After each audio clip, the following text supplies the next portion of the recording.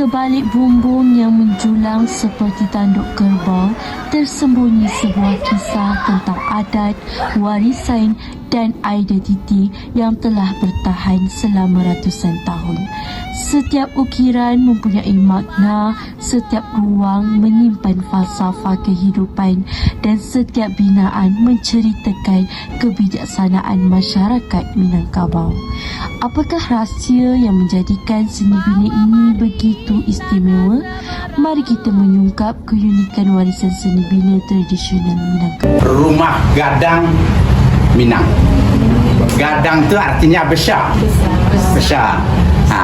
Rumah ciri-cirinya rumah adat itu bergonjong. Lain kalau rumah biasa. Kalau rumah adat dia bergonjong.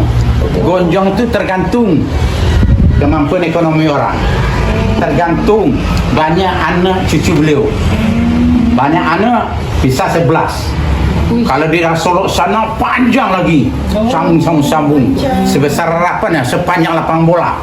Ada tuh daerah Solo 1000 rumah gadang. Kalau di sini dulu keluarganya cuma 2, mertua saya 1, adiknya 1. Saya di sini orang Sumando. Kalau ibu namanya Mantu. Kalau bapak ini bilang saya orang Sumando. Pada tahun 1773, Tuanku Melewar diundang dari Minangkabau, Pagaruyung, untuk dijadikan yang di Patuan Basa. Itu cakap Minangnya, tetapi dalam bahasa Melayu di sini yang di Pertuan Besar. Baginda telah bertakhta di Penajis Rembau, kemudian berpindah ke Sari Menanti, iaitu Seri Menanti sekarang. Beliau dan baginda datang itu atas jemputan 4 orang undang. yakni undang Sungai Ujung, undang Jelebu, undang Rembau, undang Johor. 4 orang. Undang 4 ini asalnya dari Minangkabau bernama Basa Nanampek. Jadi diambil balik sejarah itu, diamalkan di Negeri Sembilan. Semenjak Raja Melewar 1773 meninggal atau wafatnya Tuanku Melewar, digantikan oleh raja-raja lain. Semuanya diimport dari Minangkabau sehingga tahun 1861, di mana seorang raja keturunan Melewar dan juga kumpulan-kumpulan itu bernama Raja Radin.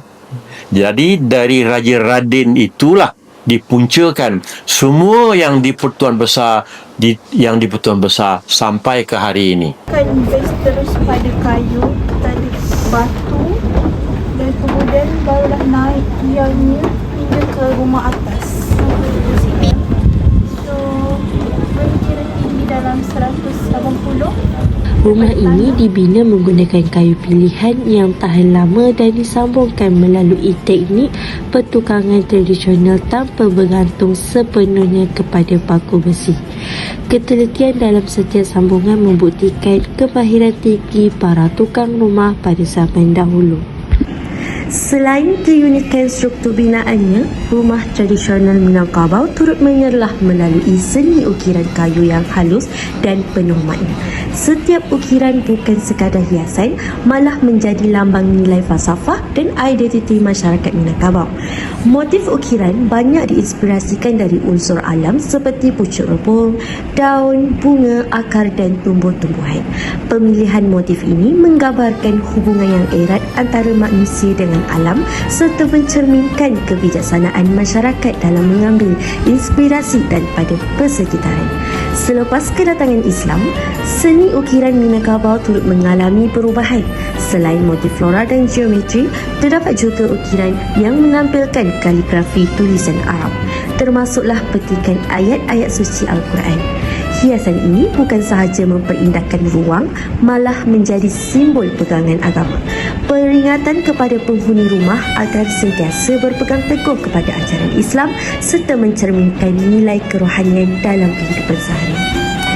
Kesimpulannya, seni bina tradisional Minangkabau merupakan hasil gabungan keindahan, kebijaksanaan serta nilai budaya yang diwarisi sejak berabad-abad tahun.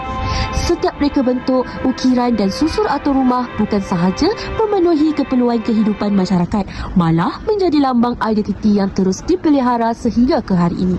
Warisan ini mengingatkan kita bahawa sesebuah bangunan bukan sekadar binaan fizikal, tetapi merupakan khazanah budaya yang menyimpan kisah, falsafah dan jati diri sebuah masyarakat.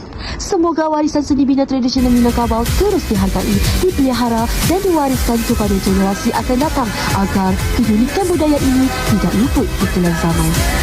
Terima kasih kerana menonton.